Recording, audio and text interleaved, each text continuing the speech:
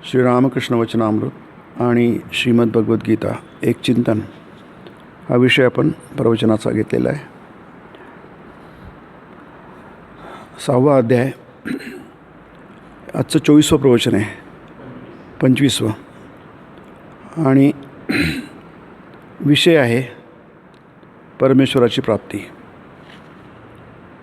ती होते की होत नाही, आणि संसारात जर आपण राहत असलो तर मग ती शक्य आहे, आणि असलीच तर कितपत शक्य आहे. कारण काय, किती आपल्याला सांगितलं, सगळ्या संतांनी सगळ्या शास्त्रांनी सांगितलेलं आहे की परमेश्वराची प्राप्ती होऊ शकते, संसारात राहून पण होऊ शकते, आणि पुष्कळांनी ती प्राप्त करून घेतलेली आहे. सगळेच काही तथाकथित संसाराच्या बाहेर नव्हते, पण ते सर्वांनी करून घेतली आहे. आणि पण जेव्हा तुमचा प्रश्न आहे तेव्हा तुम्हाला पण होऊ शकते. त्याला म्हणतात श्रुती, युक्ती, अनुभूती. 3 प्रमाणं असतात. शास्त्रात सांगितलं आहे, तर्काने कळतं आहे, आणि अनुभव पण आहे. हे सगळं असूनसुद्धा आपला काही विश्वास बसत नाही. कारण आपलं मनच आपल्याला सांगतं, अंतर्मन आपल्याला सांगतं की ते ठीक आहे सगळं, श्रुती, युक्ती, अनुभूती वगैरे, पण आमच्यासाठी ते शक्य होत नाही आहे. आम्हाला ते शक्य होत नाही.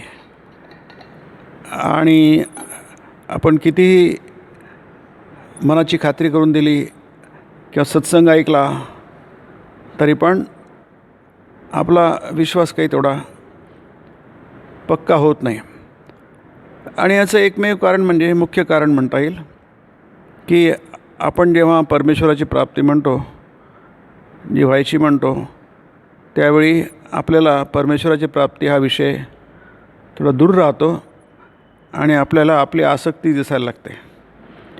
आपण किती आसक्त आहोत या संसारामध्ये आपण किती गुंतलेलो आहोत, आणि सतत आपला मेंदू, बुद्धी सतत संसारातील विषयांचं चिंतन करत असते. त्याच्यातच गुंतली आहे. तो संकल्प विकल्प जे चालले असतात ते संसाराचे चालले असतात. थोडाफार सत्संग केला त्यावेळी पुरतं कदाचित, कारण तिथेही पुढे अडचणी असतात. सत्संग करण्यामध्ये सुद्धा आपलं बरंच विचलित होतं चित्त, की नाही, आपण एकाग्रतेने 100% चित्त देऊन सत्संग किंवा तत्त्वचिंतनसुद्धा ऐकू शकत नाही, की नाही. भक्ती जितक्या सोपे उपाय आहेत, 4 योग आहेत, त्यातली भक्ती फार सोपी आहे. त्यातल्या त्यात म्हणजे तुम्हाला ऐकायचं आहे, की नाही, पण मन काही एकाग्र होत नाही. ह्या सगळ्या अडचणी आपण जेव्हा बघतो, आपल्याकडे मनात बघतो, आपण आपल्याकडे स्वतःकडेच तो फोकस वळवतो, तेव्हा आपल्याला कळतं किती सांगितलं शक्य आहे तरी काय आम्हाला शक्य नाही आहे. संसारात राहून शक्य नाही हा दुसरा प्रश्न होता. म्हणजे जे संसारात आहे त्यांना देखील ईश्वराचं दर्शन लाभेल असंच ना आपलं म्हणणं. मग त्याला उत्तर, मुक्ती साऱ्यांचीच होणार आहे. आधी सांगेल नक्की होणार, ते सांगून प्रश्न उरतोच. मग आता एक सरसकट एक विधान आहे, मुक्ती साऱ्यांचीच होणार आहे. सगळेजणच बंधनातून सुटणार आहेत, की नाही. आता कोणाचं आधी होईल कोणाचं नंतर होईल हा तपशिलाचा प्रश्न झाला, पण होणार म्हणजे सगळ्यांचंच आहे. हा काय सर्वसाधारणपणे जेव्हा सांगितलं जातं त्या ठिकाणी आपलाही पण नंबर लागेलच, की नाही. खूप मोठी लांब रांग आहे प्रसादाला, नाही, 2 किलोमीटरची 3 किलोमीटरची दर्शनाला आणि प्रसादाला. मग आमचं पण होणार की नाही, होईल, वेळ लागेल. काही लोकांचं जे समोर आहे त्यांचं लवकर होऊन जाईल, की नाही. पंढरपूरला विठोबाचं दर्शन घ्यायला आषाढी एकादशी, कार्तिक एकादशी त्यावेळी खूप गर्दी असते. लोक लावतात, रांगा लावतात, कित्येक तास लागतात. काही लोकांना लवकर होतं देवाचं दर्शन, काही लोकांना उशिरा होतं. म्हणून म्हणतात एक सरसकट विधान, मुक्ती साऱ्यांचीच होणार आहे, की नाही. मग आपण आपल्यामध्ये जो नकारात्मक दृष्टिकोन आहे, नकारात्मक जो भाव आहे की आम्हाला होणार की नाही, आमच्यासाठी आहे की नाही, ते म्हणतात नाही तुमच्यासाठी म्हणजे असं तुम्ही त्याला हे करू नका, स्वतःला अपवाद करू नका. सगळ्यांचीच होणार आहे. फक्त होणार आहे म्हणजे तुम्हाला ते होण्यासाठी ज्या अटी आहेत, ज्या गोष्टींची खूप आवश्यकता असते तिकडे तुम्हाला लक्ष द्यावं लागेल. म्हणजे तुम्हाला जर खरोखरच त्याची व्याकुळता असेल, हवं असेल, तर ती आसक्ती कशी कमी होईल त्याकडे लक्ष द्यावं लागेल. आणि मग ती जशी जशी कमी होईल तसं तुमचं काय होईल आहे, जसं म्हणतात जसं तुम्ही पूर्वेकडे जाल तसं पश्चिम दूर होईल आहे. त्याचप्रमाणे जसजसं तुमच्यामधलं आसक्ती जाईल तसतसं तुमच्यामध्ये देवाचं आकर्षण, देव हा महत्त्वाचा आहे वगैरे वगैरे, तुमचं मन ते स्वीकारेल. आणखी एक दुसरा मुद्दा आता आपल्याला सांगतात आहे की हे मुक्ती केव्हा होते, ते ज्ञान झाल्यानंतर होते. ज्ञानम लब्ध्वा पराम शांतीम स्थानम प्राप्स्यसि शाश्वतम. अर्जुना, ज्ञानम लब्ध्वा मिळाल्यानंतर, ज्ञानाची प्राप्ती झाल्यानंतर पराम शांतीम म्हणजे सर्वोत्तम शांती प्राप्त होते. लक्षात घ्या. जशी कोणती गोष्ट आपल्याला प्राप्त होते, आपण म्हणतो मला मिळाली म्हणजे तुम्हाला प्राप्त झाली. तसंच तुम्ही म्हणू शकता की सर्वोत्तम शांती म्हणजे ज्याचं नाव मोक्ष आहे त्याला सर्वोत्तम शांती म्हणतात. शंकराचार्यांनी तसाच अर्थ त्याचा केला आहे. शांती म्हणजे पराम शांती म्हणजे मोक्ष, त्याचं नाव आहे. मोक्षाख्याम परम शांती. ज्याचं नाव आहे मोक्ष आहे, मुक्ती आहे, ती पराम शांती प्राप्त होते. आणखी पुढे काही राहून जाईल, कारण आपल्या मनामध्ये बऱ्याच शंका असतात की नाही, आणि ते काही केल्या जात नाही. स्थानम प्राप्स्यसि, ते क्रियापदच आहे बघा की नाही. तुला प्राप्त होईल शाश्वतम स्थानम प्राप्स्यसि, म्हणजे येणं जाणं संपलं. शाश्वत म्हणजे अढळ स्थान की नाही, जसं ध्रुवाला प्राप्त झालं होतं. अढळ स्थान म्हणजे याला अर्थ आहे तुम्ही ब्रह्माशी एकरूप व्हाल. नाही, ब्रह्म वेगळं आणि तुम्ही वेगळे असं नाही. आज काय आहे, आज आपण वेगळे आणि ब्रह्म वेगळं, सत्य वेगळं आणि आपण वेगळे की नाही. सत्य तिकडे आहे आणि आपण इकडे आहोत. म्हणून उपनिषदांमध्ये की नाही आपल्याला ती प्रार्थना आहे, असदो मा सद्गमय की नाही. आपण असद स्थानी आहोत आणि आपल्याला सत्स्थानी जायचं आहे. असतो मा सद्गमय, हळूहळू तुम्ही तिकडे व्हा. पराम शांती स्थानम प्राप्स्यसि शाश्वतम, तुम्हाला शाश्वत स्थान प्राप्त होईल आहे. स्थान म्हटलं आहे तिथे. स्थान म्हटलं की येणं जाणं आलंच. तुम्ही कुठेतरी गेले म्हणजे कुठेतून तुम्ही तिथून तुम्हाला काही कोणतं स्थान अडळ नसतं जगामध्ये की नाही. आपण त्याची कल्पना करू शकत नाही, अढळ स्थानाची कल्पना करू शकत नाही. आपलं मन जे आहे कोणत्याही अढळ स्थानाची, शाश्वत स्थानाची कल्पना करू शकत नाही. त्याला ते पात्र नाही आहे. म्हणून म्हटलं आहे शाश्वतम स्थानम, याचा अर्थ काय आहे, ते ब्रह्मप्राप्ती आहे की नाही. म्हणजे तुम्ही ब्रह्माशी एकाकार होणार. मग तिथे स्थानाचा प्रश्नच येत नाही. स्थान म्हटलं की ही पारलौकिक कल्पना नाही आहे, लौकिक कल्पना आहे की नाही. जागा, स्थान म्हणजे जागा की नाही. जागा कधी अढळ नसते की नाही. म्हणून शाश्वत स्थान म्हणजे ब्रह्मप्राप्ती की नाही. जसं म्हटलं आहे निर्वाणम, दुसऱ्या अध्यायामध्ये भगवंतांनी निर्वाणम म्हटलं आहे की नाही. निर्वाण म्हणजे विझणं की नाही. काहीच राहिलं नाही, आता सगळं संपलं. म्हणजे कर्म संपलं, कर्माचं बंधन संपलं, ते निर्वाण, त्याला म्हणतात ज्ञान. म्हणून आता जो प्रश्न आहे ज्ञान कशाला म्हणतात की नाही.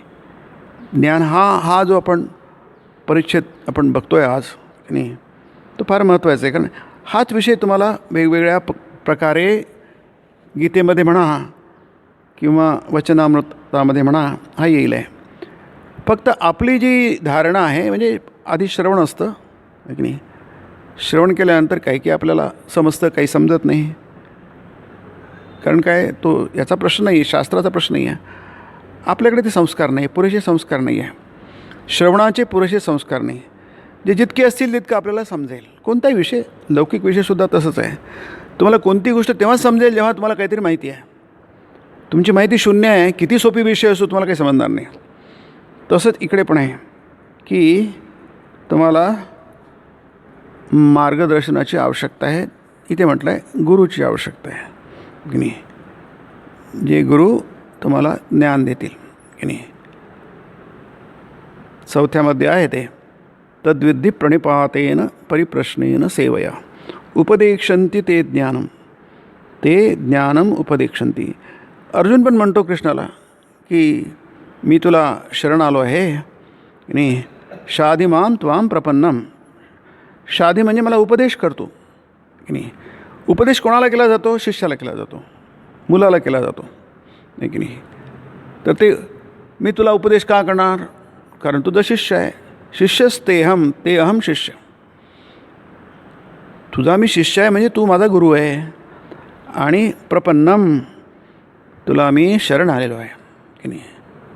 तुका आला लोटांगणी म्हणून प्रणिपातेन परिप्रश्नेन सेवया आहे. तिन्ही म्हणणं एकच होतं की तुम्ही अहंकार सोडलेला आहे. जसं आपण दुसऱ्या अध्यायात बघितलं, पहिल्या अध्यायात बघितलं, विशेष करून दुसऱ्या अध्यायात बघितलं वचनामृताच्या. मास्तर महाशयांनी आपला संपूर्ण अहंकार पहिल्याच्या जाऊन संपूर्ण पुसून टाकला. त्यांना कळलं की आपण जितका अहंकार पुसून टाकू तितकं आपण देवाच्या जवळ जाऊ नाही. म्हणून हे जे विचार आहेत, ज्ञान कशाला म्हणतात की नाही. श्रीरामकृष्णांनी स्वतःचा प्रश्न मांडलेला आहे, ज्ञान कशाला म्हणतात की नाही. ज्ञानम लब्ध्वा पराम शांती. ज्ञान जर मिळालं सगळेच प्रश्न सुटले की नाही. निस्संदेह झाले तुम्ही. म्हणून अर्जुन म्हणतो मी आता निस्संदेह झालो आहे. तर तुम्ही निस्संदेह व्हाल आणि निर्भय व्हाल. सगळी भीती जी असते माणसाच्या मनामध्ये व्यक्त असते, दडले. आता तर कोरोना आहेच की नाही. सगळेजण घाबरलेले आहे, हादरलेले आहेत. याचं कारण काय? सगळ्यांच्या मनामध्ये भीती आहे की नाही. आणि भीती काही असली तुम्हाला नसली तरी ते बरोबर बाहेर. जर शोक असतो, सगळे संस्कार आत दडलेले असतात आणि ती वेळ आली की बरोबर सगळे बाहेर येतात. शोकाचे संस्कारसुद्धा बाहेर येतात. अचानक कसा शोक झाला? अर्जुनाला अचानक कसा शोक आला? तो तिथे तर युद्ध करायला आला होता, तिथे रडायला आला होता तो आहे की नाही. पण तिथे केविलवाणे कृष्णाला म्हणतो, कृष्णा काय हे सगळं नाही. सुजनम ही कथम ह्यात्वा सुखनश्याम माधव की नाही. आपलं सगळं तो विषय मांडतो. केविलवाणे मांडतो आहे तो. रडकुंडीला आला आहे आणि शेवटी तो म्हणतो मी युद्धच करणार नाही. ही परिस्थिती का आहे ते की नाही. कारण अर्जुनाच्या मनामध्ये ते दडलेले होते. आधी युद्धात आल्यानंतर माझा रथ दोन्ही सैन्यांच्या मध्ये कर हे जेव्हा म्हणतो आहे त्याचा उत्साह खूप होता. म्हणजे एक क्षण आधी पूर्ण तो ठीक होता, दुसऱ्याच क्षणामध्ये सगळं काही बदलून गेलं. या टोकापासून त्या टोकापर्यंत. म्हणून गीता फार महत्त्वाची आहे की नाही. ते आलं कुठनं? अर्जुनाच्या तोंडी एवढं आलं कुठनं? ते आतच होतं की नाही. आतच होतं. ते दडलं होतं फक्त. ते महाभारत युद्धामध्ये आहे की अर्जुन आणि कृष्ण शिबिरात जातात आणि धर्मराज जखमी झालेला असतो. तो शिबिरात परत गेलेला असतो. दिसत नाही म्हणून अर्जुन म्हणतो, कृष्ण म्हणतात तर दिसत नाही, कुठे गेला हा? कुठून तरी बातमी कळते शिबिरात गेला, जखमी झाला आहे, फार लागला आहे त्याला वगैरे. म्हणजे दोघेजण समाचार घ्यायला जातात काय झालं नेमकं. आणि ते गेल्यानंतर युधिष्ठिराला वाटतं की कर्णाला मारले आणि परत आले आणि बातमी द्यायला आले आहे की नाही. खूप स्तुती करतो अर्जुनाची, वा तो किती मोठा आहे. पण थांब मी काही मारलेलं नाही अजून, कर्ण जिवंतच आहे. फक्त मला कळलं की तुझी स्थिती काहीतरी त्रास झाला, कर्णाने तुला खूप जखमी केलं आहे म्हणून समाचार घ्यायला. असं म्हटल्याबरोबर इतका संताप त्यांनी आपण कल्पनाच करू शकत नाही. हा युधिष्ठिर असं बोलतो आहे म्हणून आहे की नाही. कुठे होतं ते सगळं? एरवी तर युधिष्ठिर फार शांत आहे, धर्मराज आहे, कधी कठोर बोलत नाही, कधी सगळी अजातशत्रू आहे वगैरे. कुठे होतं ते सगळं? महाभारतात फार सुंदर आहे.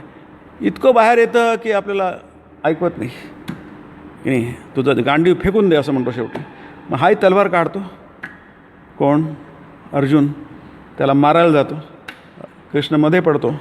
अरे काय करतो? इथंच युद्ध संपून जाईल की आहे की नाही. मग त्यांनी म्हटलं आहे की तुझं गांडीव फेकून दे. असं कोणी म्हणेल त्याला मारायची मी प्रतिज्ञा केली आहे. तर ठीक आहे, प्रतिज्ञेवर तुझी आहे की नाही. प्रतिज्ञेसाठी असलं काहीतरी चुकीचं करू नको. मग मी काय करू? माझ्या प्रतिज्ञेचं काय होणार?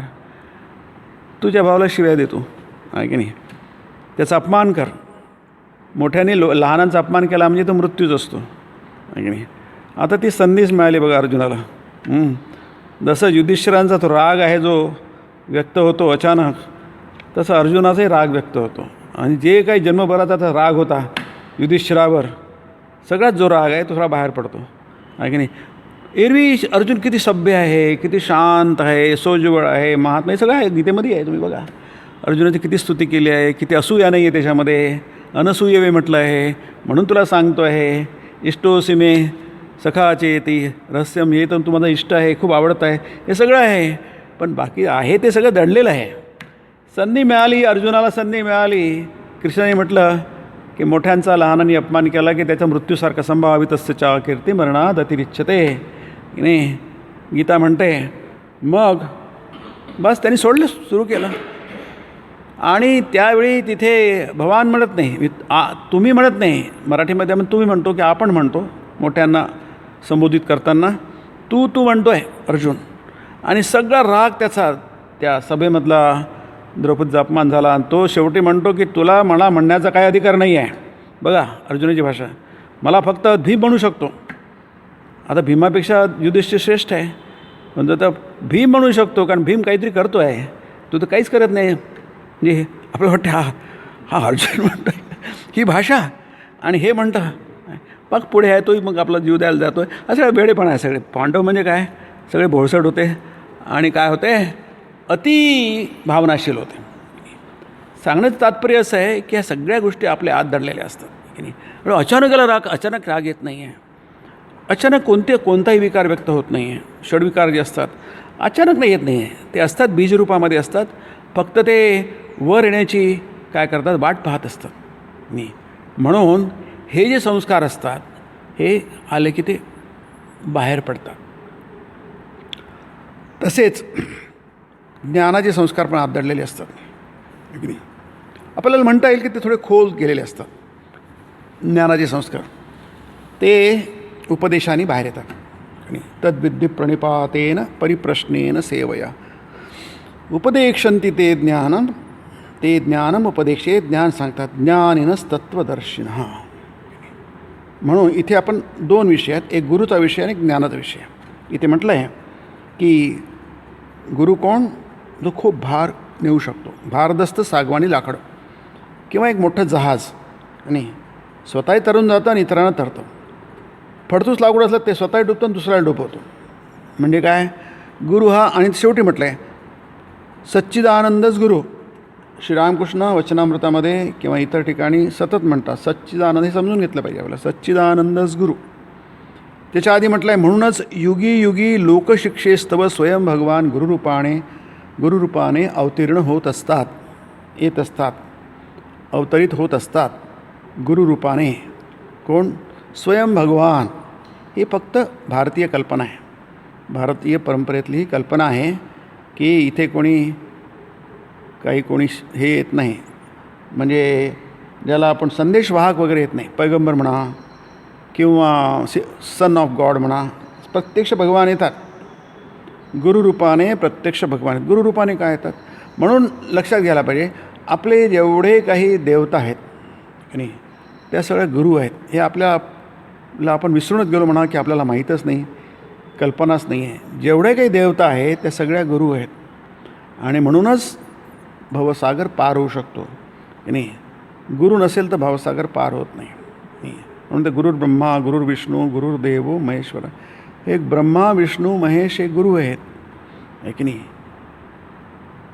नंतर जे कृष्ण गुरु आहे म्हणून त्याचं नाव घेऊन भवसागर पार होतो. रामाचं नाव घेऊन भवसागर पार होतो, की नाही. कोणाचे नाव घेऊन भवसागर पार होत नाही, की नाही.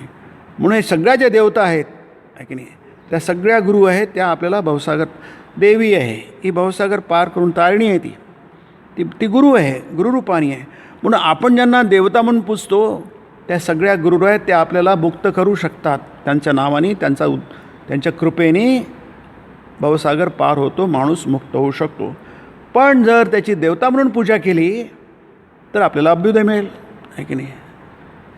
हे सगळं संसारातलं जे आपलं संसारातच मन असेल आणि संसारच खूप महत्त्वाचं वाटत असेल, भवसागर पार होणं हे इतकं काही आपल्याला त्याचे काही देणं घेणं नसेल, ठीक आहे, तुम्हाला जे पाहिजे ते मिळेल की नाही. काय तो नामाचा मोगरा वाहू शारंगधरा नाही, पुन्हा संसारा येणे नाही. जनीबाईचा हा अभंग आहे की नाही. आता तुम्हाला पुन्हा जर यायचं नसेल तर तुम्हाला आता मुक्ती मिळेल. यायचं असेल तर मग देव तुम्हाला जे नाही नकोच आहे ते तुम्हाला कशाला देईल की नाही. कारण तुम्हाला याची गरजच वाटत नाही आहे. असेल किंवा नसेल तर बरंच, आम्हाला मुक्ती किती काही नको आहे, आम्हाला हा संसाराचा हवा आहे. मुक्ती म्हणजे ज्ञान, लक्षात घ्यायला पाहिजे. मुक्ती म्हणजे ज्ञानप्राप्ती, आत्मज्ञानप्राप्ती. आणि त्याशिवाय जे काही आहे ते सगळं व्यर्थ आहे. ते प्राप्त झालं काय नाही झालं काय त्याला काही अर्थ नाही आहे.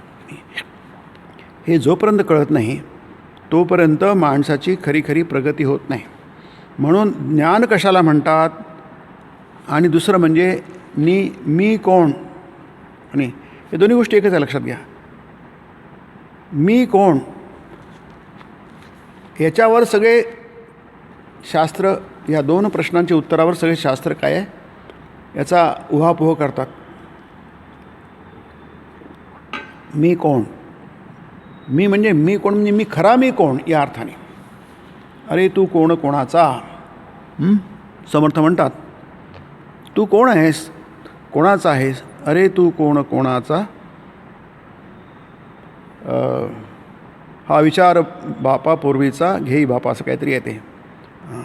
कोठून आला असे काहीचा. अरे तू कोण कोणाचा, आत्मारामामध्ये आहे. कोठून आला अशी कैचा, तू कुठून आलास, कसा आलास. हा विचार पूर्वीचा घेई बापा. अरे बाबा, हा विचार आता नवीन नाही आहे, हा फार प्राचीन काळापासूनचा विचार आहे. अगदी आपण पुढच्या 7व्या अध्यायात हा विचार बघू. ऋषी लोकांना ब्रह्मज्ञान झालं होतं, त्यांना ब्रह्माचा बोधिबोध होई. या बोधामध्ये त्यांना ब्रह्माचा बोध होई. आज हा मीचा बोध आहे, त्या बोधामध्ये हा मीचा बोध जाऊन तिथे ब्रह्माचा बोध होई असं श्रीरामकृष्ण म्हणतात. आणि त्यांच्या अंतःकरणात ईश्वराचा साक्षात्कार होई असं ते वाक्य आहे. पुढच्या अध्यायात आपण बघू 7व्या अध्यायामध्ये. हा जो तू कोण मी कोण कोणाचा, आपल्याला काय देणं घेणं आहे. मी कोण आहे आणि कोणाचा आहे आणि कुठून आलो आणि कसा आलो याच्याशी सर्वसाधारण लोकांशी काही देणं घेणं नसतं. जन्मभर देणं घेणं नसतं की नाही. त्यांना रामकृष्णांनी बद्ध म्हटलेलं आहे की नाही. कोणी त्यांना थोडं सांगण्याचा प्रयत्न केला तरी तुम्हालाच वेडं करतील, मूर्खात काढतील की नाही. पण हेही खरंच आहे की काही लोकांचा हा जीवन मरणाचा प्रश्न असतो आहे की नाही. त्यांना त्याच्यासाठी आपलं संपूर्ण आयुष्य झोकून देतात. म्हणून पुढच्या ऋषींना ब्रह्मज्ञान झालं होतं, त्यासाठी ते किती परिश्रम करत की नाही. कारण त्यांचा तो जीवन मरणाचा प्रश्न असतो. त्यांना माहीत असतं याच्यात तर सगळं काही आहे, बाकी सगळं व्यर्थ आहे की नाही. त्यांना ती जाणीव झालेली असते. मग ती या जन्मात म्हणा, पुरस्कृतामुळे म्हणा, संचितामुळे, कारण काही असो की नाही, किंवा प्रारब्धामुळे म्हणा, कोणत्याही कारणाने असो की नाही. जसं प्रल्हादाला बालपणीच सत्संग लाभला, आईच्या उदरात असतानाच त्याला सगळं तो सत्संगाची हे झाली, संधी मिळाली. असुरपुत्र आहे तो. पण ह्या सगळ्या कशाच्या प्रारब्धाच्या गोष्टी आहेत, संचिताच्या गोष्टी आहेत. कोणाचं प्रारब्ध कसं होईल आहे, कोणाला कसं काय कृपा होईल आहे, काही सांगता येत नाही. परंतु बाब तीच आहे, काय मी कोण आणि ज्ञान कशाला म्हणतात. हे दोन प्रश्न इथे आपल्याला मांडलेले आहेत. मी कोण आणि ज्ञान कशाला म्हणतात नाही. आता ह्या प्रश्नावर सगळं काही फिरतं बघा, लक्षात घ्या. म्हणून आपण काही जरी ऐकलं किंवा काही अध्ययन केलं, काही वाचलं, अध्येष्यते च इमं संवाद मावयो हो तेना तेनाहम ज्ञानमिष्टाहम, म्हणजे ज्ञानयज्ञेन तेनाहम इष्टस्यामिति मे मतिः आहे की नाही. जो ह्या गीतेचं अध्ययन करेल, अध्येष्यते च इमं धर्म्यम संवाद मावयो असं म्हटलं आहे. हा धर्म्य संवाद आहे आमच्या दोघांमध्ये झालेला. अर्जुना, जो याचं अध्ययन करेल त्याला काय मिळेल, फळ काय मिळेल. ज्ञानयज्ञेन तेनाहम इष्टस्यामिति मे मतिः, तो माझी ज्ञानयज्ञानी पूजा करतो असं माझं मत आहे. आपण पूजा करतो, फुलांनी करतो की नाही, जलानी करतो, पुत्रम पुष्पम फलम म्हटलंच आहे गीतेमध्ये की नाही. पण हे सगळ्यात मोठी पूजा आहे. कोणती? ज्ञानयज्ञ. इतर यज्ञ असतात, इतर इष्ट असतात, यष्टी असतात, म्हणजे यजन असतं. त्या सर्वांमध्ये श्रेष्ठ म्हणजे ज्ञानयज्ञ की नाही. हा ज्ञानयज्ञेनं माझी पूजा करेन असं मी समजेन. म्हणून हे जे आहे ज्ञान म्हणजे आपण ऐकू, शब्द समजतात, बुद्धी त्याला स्वीकार करते, पण किती स्वीकार करते, त्याची धारणा किती होते, धारणा झाल्यानंतर त्याचा संस्कार किती होतो, त्यानंतर आपण कार्यप्रवृत्त किती होतो. मग हे सगळं एक एक स्टेप झाल्यानंतर पुढे मग त्याचं अवसान आहे की नाही. अनुभव अवसानत्वाचं ब्रह्मविद्या, ही ब्रह्मविद्या आहे. ब्रह्मविद्या या योगशास्त्रे गीतेमध्ये पुष्पिका म्हणते की नाही. तर ही जी अवसान म्हणजे त्याचा शेवट कुठे होतो. कोणती गोष्ट प्रारंभ केली त्याचा शेवटाला कुठेतरी पोचली पाहिजे ना ती की नाही. ती ब्रह्मविद्या शेवटाला कुठे अनुभवात जाते. फार सुंदर आहे. भारताचं वैशिष्ट्य आहे. स्वामीजी नेहमी सांगतात, सगळ्यांना माहिती आहे, जाणकार लोकांना माहिती आहे की भारताच्या धर्माचं वैशिष्ट्य आहे हा अनुभवरूपत्वाचं आहे. अनुभवरूपात आहे की नाही. आपण काही विश्वासाचं नाही आहे, आपण प्रोब करतो, शोधतो. सीकिंग त्याला म्हणतात, सीकिंग, शोधतो आपण की नाही. त्याला म्हटलं आहे ब्रह्मज्ञानान्वेषणमान, अन्वेषण करतो. हे प्रश्नोपनिषदामध्ये की नाही. तुम्ही अन्वेषण करता. तुम्ही कोणी काही म्हटलं विश्वास ठेवून दिला असं नाही आहे की नाही. ऐकल्यानंतर आपण ते चिंतन मनन करतो, निधिध्यासन करतो, त्याचं अन्वेषण करतो. आणि अन्वेषण करता करता करता मग आपल्याला ते अवसानत्वाचं ब्रह्मविद्या. त्याचा शेवट कुठे होतो. त्याचा शेवट होतो अनुभवामध्ये होतो. अनुभवात शेवट होणं म्हणजे ती गोष्ट आता शेवटाला पोचली, त्याच्या पुढे काही नाही आहे, संपलं ते आहे की नाही. तुम्हाला ज्याच्यातून प्रयत्न केला होता की नाही, ती गोष्ट तुम्हाला यासाठी केला अट्टहास शेवटचा दिस गोड व्हावा की नाही. तुकाराम महाराज म्हणतात, जीवनभराचा अट्टहास जो केला हा कशासाठी केला. शेवटचा दिस म्हणजे काय, तुम्हाला तो अनुभव मिळाला, प्राप्ती मिळाली की नाही, तुम्हाला प्राप्त झाली वस्तू. म्हणून ज्ञान कशाला म्हणतात, निमी कोण की नाही. अगदी सूत्ररूपामध्ये ते सांगितलेलं आहे की नाही. आणि आपण जेव्हा बरेच विषय ऐकतो, बरेच विषय इथे वाचू, गीतेत वाचू, तेव्हा लक्षात घ्यायला पाहिजे सगळं याच्यासाठी येते, हे समजण्यासाठी. तुम्हाला आज थोडं समजेल, उद्या थोडं समजेल, का 10 दिवसांनी 2 वर्षांनी काय काय समजता येईल की नाही. पण समजलं तुम्हाला हे पाहिजे की नाही. हे तुम्हाला सगळं समजलं, तुमच्याकडे सगळे नोट्स आहे, तुम्ही सगळी माहिती करून घेतली आहे आणि तुम्हाला मुख्य गोष्ट समजली नाही आहे की नाही. मी तुमची विद्या ही शेवटाकडे जात नाही आहे की नाही. त्याला म्हणतात पंडित आहे की नाही. पंडिताला सगळं कळतं, पण ते हे साधा उपयोग करून शेवटाला कसं नाही हे समजत नाही त्याला की नाही. जसं आपण 2 पाहुण्यांना बोलावलं, महत्त्वाच्या पाहुण्यांना बोलावलं, 5 पाहुण्यांना सगळं स्वयंपाक केला, सगळं झालं, बसले, ते खाल्ले, तृप्त झाले, ढेकळ झाले आहे की नाही. आता इथंच झोपा करून घरी जाता, नाही आता घरी जाऊन झोपू, म्हणजे इथे सविकल्प समाधी, घरी जाऊन निर्विकल्प समाधी आहे की नाही. म्हणजे ते काय झाले, तृप्त झाले. आपण ज्यांना बनवलं होतं इतके तृप्त झाले की त्यांना आनंद झाला, आता घरी जाऊन ते ढाराडू झोपतील. म्हणजे गोष्ट शेवटाला पोचली. तुमचा उद्देश काय होता बोलवण्यामध्ये, की हे तृप्त होऊन घरी जावे की नाही, आणि त्यांना खूप आनंद व्हावा. अवसानत्वाच ही ब्रह्मविद्या आहे, ती तृप्ती नाही आहे, तो आनंद नाही आहे की नाही, ते ज्ञान नाही आहे. म्हणजे काय झालं, आपण अलीकडेच कुठेतरी घोटाळतो की नाही. म्हणून हे जे आपण म्हणतो मी कोण आणि ज्ञान कशाला म्हणतात, ईश्वरच करता आणि बाकी सर्व अकर्ते, याचं नाव ज्ञान. बाकी सर्व म्हणजे मीसुद्धा, आपण स्वतःसुद्धा लक्षात घ्या आहे की नाही. बाकी म्हणजे ते बाकी नाही आहे, हे बाकी म्हणजे मी पण आहे. आधी माझून सुरुवात करायला पाहिजे. बाकी सर्व अकर्ते आहे की नाही. कळलं की आपल्याला की नाही, ईश्वरच करता, हे काय लिहायला सांगितलं मी लिहून टाकेल. ईश्वरच करता आणि बाकी सर्व करते, पाठ करेल मी आणि लिहून टाकेल. ते काही ज्ञान नव्हे. हे जाणीव निर्माण होणं मनामध्ये की मी काहीच काय, त्याला म्हणतात अहंकाराचा निराश. हे सगळ्यात महत्त्वाची गोष्ट आहे अध्यात्मामध्ये, परमार्थामध्ये सगळ्यात मोठी गोष्ट आहे. अहंकारापासून सुरुवात होते. आसक्ती आणि वासना 2 गोष्टी उरलेल्या आहेत. हे जर पहिलं साधलं तर दुसऱ्या 2 आपोआप साधतात किंवा त्यात साधतात. प्रयत्नांनी साधतात. पण सुरुवात असते सगळ्यात मोठा अडथळा की सगळ्यात जिथे आपल्याला लक्ष केंद्रित करावं लागतं ते म्हणजे अहंकार. हा अहंकार आपण जो म्हणतो तो अहंकार नव्हे, हा की नाही, तो आपल्या बाजूला आहेच. तो त्याला गर्विष्ठपणा वगैरे, दांभिक आहे, तो गर्विष्ठ आहे वगैरे वगैरे, तो अहंकार आपण इथे विचार करत नाही आहे. त्याला स्थूल अहंकार म्हणतात. हा अहंकार म्हणजे वेगळा आहे. आपण बघू पुढच्या वेळेस पुन्हा आणखी याच्यामध्ये थोडं सविस्तर बघू. पण त्याचं म्हणतात याच. आणि मी अकर्ता म्हणजे काय की नाही, मी अकर्ता, मी म्हणजे हा मला जी जाणीव असते मी करतो की नाही, म्हणजे मी आहे. मी नसेल तर कर्म होणार नाही. मी आहे म्हणून कर्म होतं. पण ही जाणीव त्याला म्हणतात अकर्ता भाव म्हणतात. कर्तृत्वबोधाचा निराश, कर्तृत्वबोध नाहीसा होतो. हे समजत नाही आपल्याला नेमकं काय. मग आता उदाहरण पाहिजे, त्याच्या हातातील यंत्र, यंत्राला अहंबोध नसतो. या माईकला अहंबोध नाही आहे. काम करत आहे हे की नाही, हे काम करत आहे. त्याला जे काम नेमून दिलं आहे ते सगळं करत आहे. मला जे काम नेमून मी करतो आहे, पण त्या व्यतिरिक्त माझ्यामध्ये अहंबोध आहे. त्याला म्हणतात अज्ञान की नाही. हाही काम करतो आहे, ज्याला काम नेमून दिलं आहे ते काम करतो आहे, पण मी करतो आहे याचं फळ मला मिळालं पाहिजे हा बोध, म्हणजे हे अचेतन आहे. इथं चेतना संबंध नाही आहे की नाही.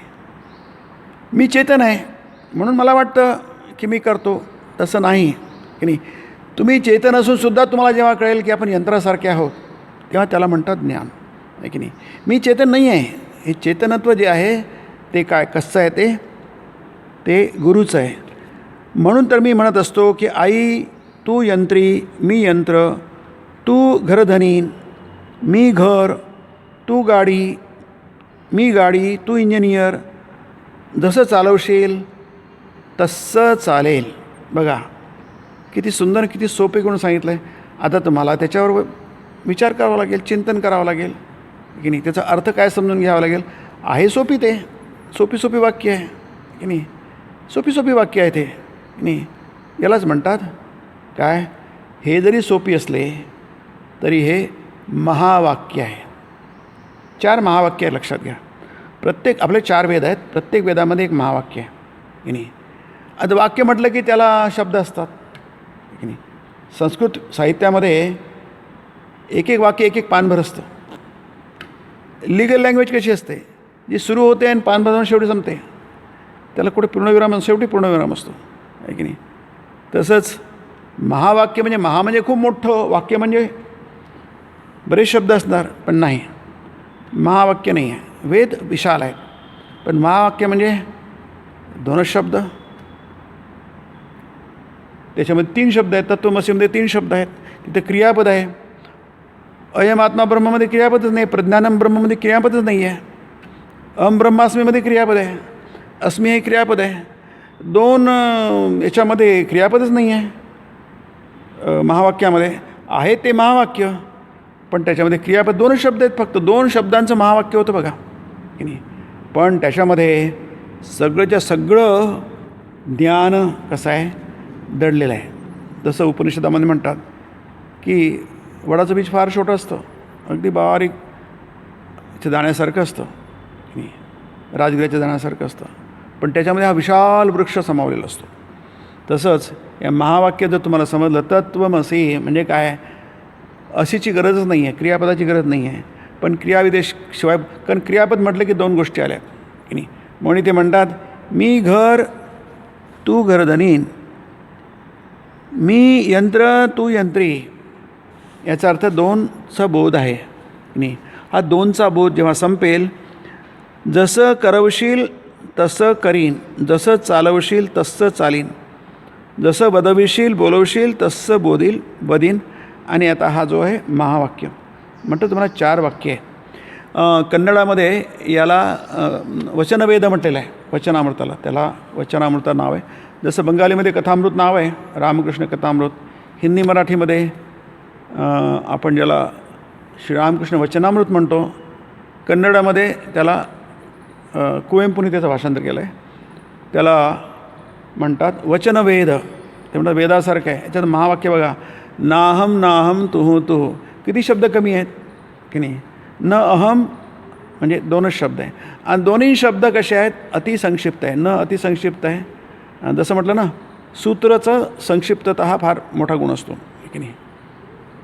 तर हे न अहम, तू तूच, तुहू तुहू, तूच तूच, नाहम नाहम, तूच तूच, म्हणजे फक्त तूच आणि मी नाही. याला म्हणतात ज्ञान, परमज्ञान आहे की नाही. म्हणजे जसजसं तुम्हाला कळेल की आपल्याला, जसं श्रीरामकृष्ण वचनामृतात म्हणतात, मला माझा अहम शोधून सापडत नाही की नाही. म्हणजे श्रीरामकृष्णांना त्यांचा अहम शोधून सापडत नाही. अहम म्हणजे कर्ताबोध, कर्तृत्वबोध हा शोधूनही त्यांना सापडत नाही की नाही. तर त्याला म्हणतात ज्ञान. तर हे जे आपण शोधलं की आपल्या अहंकाराला बरंच काहीतरी त्याला उपाधी असतात. खूप सदस्य आपण असतो. आपण म्हणजे नेमकं काय आहे की नाही. आपण शरीर आहोत, आपल्याला इंद्रिय आहेत. मग काय आहे, आपण कपडे घालून येतो आहे की नाही. मग आपल्या अंगावर कपडे आहेत, म्हणजे मग कपडे आहेत आणि आपणही आहोत. म्हणजे काय, कपड्यासहित आपण आहोत की नाही. सचैल आहोत आपण, कपडे आहेत ना आपणही आहोत. म्हणजे नेमके कोण आहोत आपण, कपडे आहोत की कपडे नाहीत. ते म्हणतात जे काय आहे ते आपण आहोत. म्हणजे आपण काय केलं आहे स्वतःला पुष्कश. मग नंतर काय, मी हुशार आहे, मी बुद्धू आहे, मी यशस्वी आहे, मी फेल्युअर आहे की नाही, मी अमुक आहे, मी तमुक आहे. असे कितीतरी गोष्टी आपल्या मनामध्ये सतत घोळत असतात. आपण त्याचा विचार करा की नका विचार करू, तुम्ही ध्यान करा की करू नका, आपल्या मनामध्ये संकल्प विकल्प जो विचार चालू असतो तो स्वतःविषयी चालू असतो. मी हे केलं ते जमलं नाही, ते केलं ते जमलं, सतत डोक्यामध्ये. हे जेव्हा जाईल, जेव्हा होईल नाहम नाहम तुहू तुहू, जेव्हा माणसाला कळेल की नाही, फक्त ब्रह्मच आहे. आणि जे द्वित्वाची कल्पना आहे, द्वयाची कल्पना आहे, दुसरेपणाची कल्पना आहे, हा काय, ही चूक आहे. फक्त आपल्याला कळल्यापासून म्हणतात, आई तू यंत्री मी यंत्र, तू घरधनीन मी घर, मी गाडी तू इंजिनियर, जसं चालवशील तसं चालीन, माझी इच्छा नाही, जसं करवशील तसंच करीन, जसं वदविशील तसंच वदीन, नाहम नाहम तूच तूच. हा महामंत्र आहे, हे महावाक्य आहे. याच्यावर आपल्याला बराच विचार करावा लागेल. पुढच्या मंगळवारी आपण बघूया याचा पुढचा भाग. ओम निरंजनम नित्यमनंतरूपम भक्तानुकंपादृतविग्रहं वै ईशावतारं परमेशमीड्यं तं रामकृष्णं शिरसा नमामि.